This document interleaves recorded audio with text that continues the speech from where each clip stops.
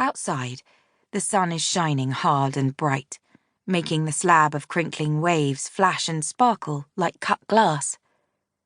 I'm tempted to open the French windows and stand on the balcony for a few minutes to feel the fierce wind buffet my body and lash through my hair, as if to underline the fact that I am still alive. But I resist. I'm not sure I know where the key is in any case. I'm simply trying to delay the start of a task that I feel sure is going to be both complicated and time-consuming.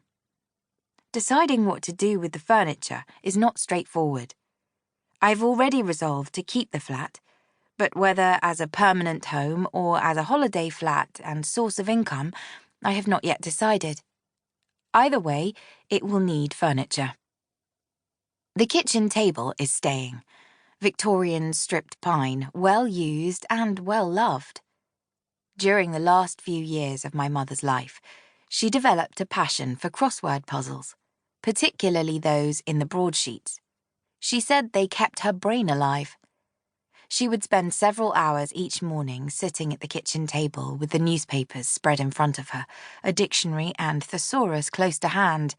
Bad form to the purists, I know, but she rarely used them. When I visited her, she would sometimes ask for my help as I sat drinking coffee and gazing out at the ever-changing sea.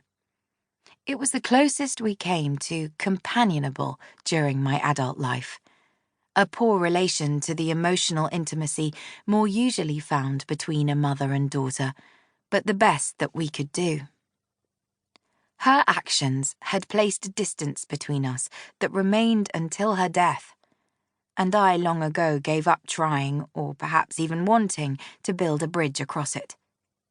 We skirted around one another with the cool politeness of strangers, remote even when we were in the same room.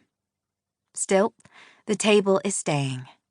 I am also keeping the ornate overmantel mirror, whose beauty is temporarily disguised under a generous layer of dust. I remember my mother checking her hair and patting her face with powder in the mirror before going out, taking care not to singe her tights by getting too close to the flames of the gas fire that burned beneath. Old age is not an excuse to let oneself go, she used to say. Sadly, her eyesight was not as good as it could have been if she had deigned to wear her spectacles, and her generous application of face powder often made her look a little dusty, rather like the mirror. But this was offset by the fresh-from-the-salon neatness of her hair, her smartly tailored coat, and the immaculately stylish silk scarf tied around her neck. This going-out ensemble was always completed with a brooch pinned either to the lapel of her coat or at her neck in the centre of the silk scarf. I once bought her a small silver brooch with the word Mother engraved on it. I never saw her wear it. The two wing-backed easy chairs in the sitting room are the epitome of abominable ghastliness and are going, definitely. Aside from the fact that they are of a shape and design that can only be described as old people's home chic, they are covered in an eye-popping chintz that looks as though it has been created by Kath Kidston on LSD. The green velvet-covered sofa is inoffensive to look at and reasonably comfortable to sit on, and is therefore staying for the time being.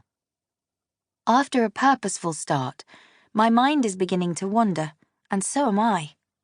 I drift from room to room, touching things, picking them up and putting them down again aimlessly.